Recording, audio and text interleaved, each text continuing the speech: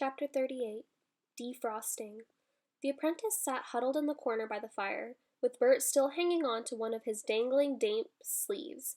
Jenna had locked all the doors, and Nico had locked the windows, leaving Boy 412 to keep watch over the apprentice while they went to see how the boggart was. The boggart lay at the bottom of the tin bath, a small mound of damp brown fur against the white of the sheet that Aunt Zelda had laid underneath him. He half opened his eyes and regarded his visitors with a bleary, unfocused gaze. "Hello, Boggart. Are you feeling better?" asked Jenna. The Boggart did not respond. Aunt Zelda dipped a sponge into a bucket of warm water and gently bathed him. "Just keeping Boggart damp," she said. "A dry Boggart is not a happy Boggart." "He's not looking good, is he?" Jenna whispered to Nico, as they tiptoed quietly out of the kitchen with Aunt Zelda.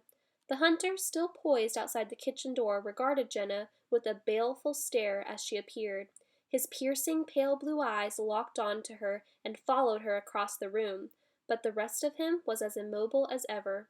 Jenna felt the stare and glanced up. A cold shiver shot through her. "He's looking at me," she said. "His eyes are following me." "Bother," said Aunt Zelda. "He's beginning to defrost. I'd better take this before it causes any more trouble." Aunt Zelda pulled the silver pistol out of the hunter's frozen hand. His eyes flashed angrily as she expertly broke open the gun and removed a small silver ball from its chamber. "Here you are," Aunt Zelda said, handing the silver bullet to Jenna. "It has been looking for you for 10 years, and now its search is over. You are safe now." Jenna smiled uncertainly and rolled the solid silver sphere around her palm with a sense of revulsion, although she could not help but admire how perfect it was. Almost perfect. She lifted it up and squinted at a tiny nick in the ball. To her surprise, there were 2 letters carved into the silver. I.P. "What's I.P. mean?" Jenna asked Aunt Zelda. "Look, it's here on the bullet." Aunt Zelda did not reply for a moment. She knew what the letters meant, but she was unsure about telling Jenna. "I.P.," murmured Jenna, thinking it over. "I.P. "Infant princess," said Aunt Zelda. "A named bullet. A named bullet will always find its target.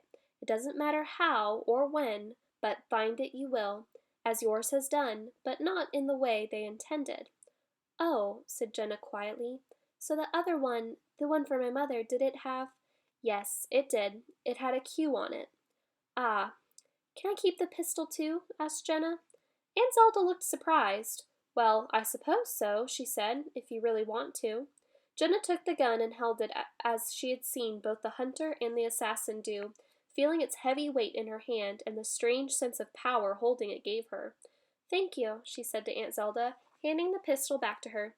"Can you keep it safe for me, for now?"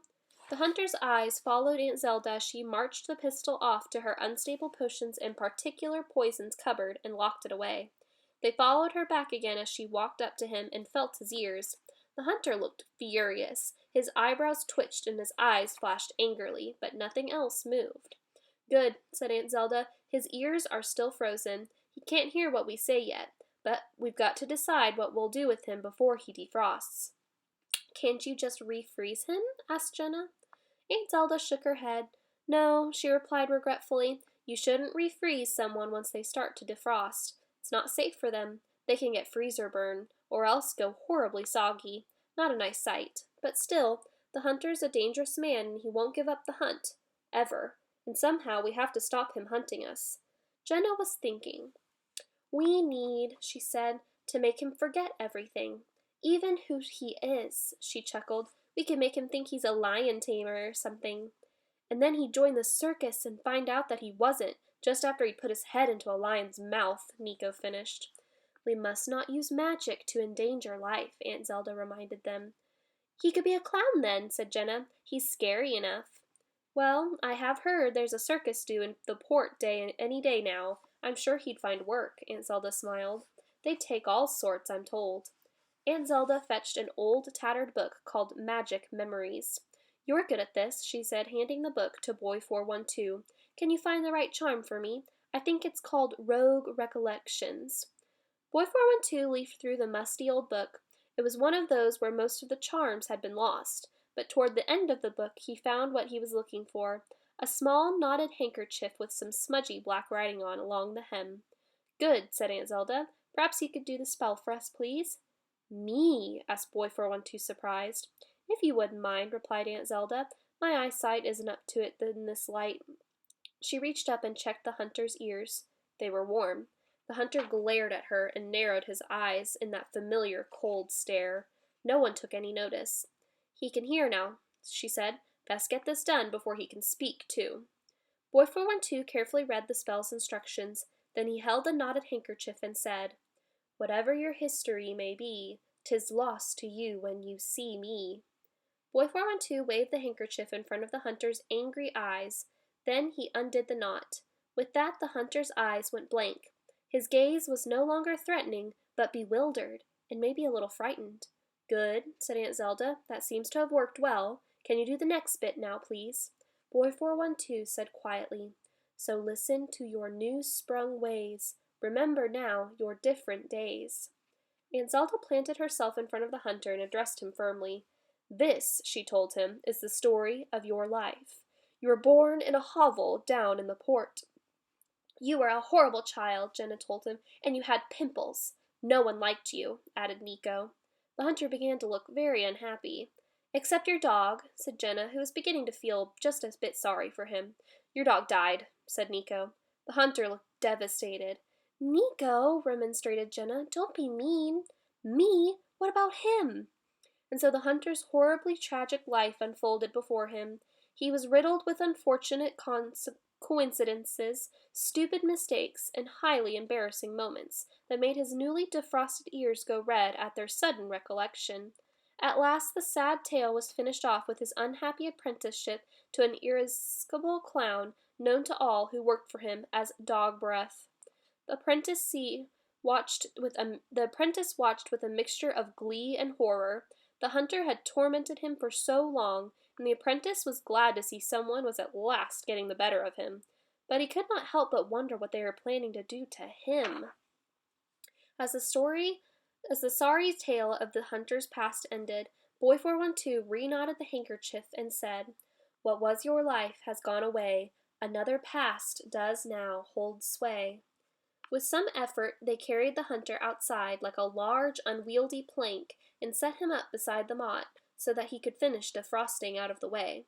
The Magog paid him no attention whatsoever, having just scooped its 38th shield bug out of the mud, and being preoccupied with whether to take the wings off on this one before it liquefied it or not.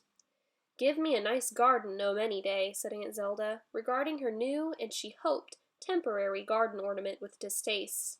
"But that's a job well done. Now all we've got to sort out is the apprentice." "Septimus," mused Jenna. "I can't believe it. What will Mum and Dad say? He's so horrible." "Well, I suppose growing up with Dom Daniel hasn't done him any good," said Aunt Zelda. "Boy 412 grew up in the young army, but he's okay," Jenna pointed out. "He would never have shot the Boggart." "I know," agreed Aunt Zelda, "but maybe the apprentice, Septimus, will improve with time."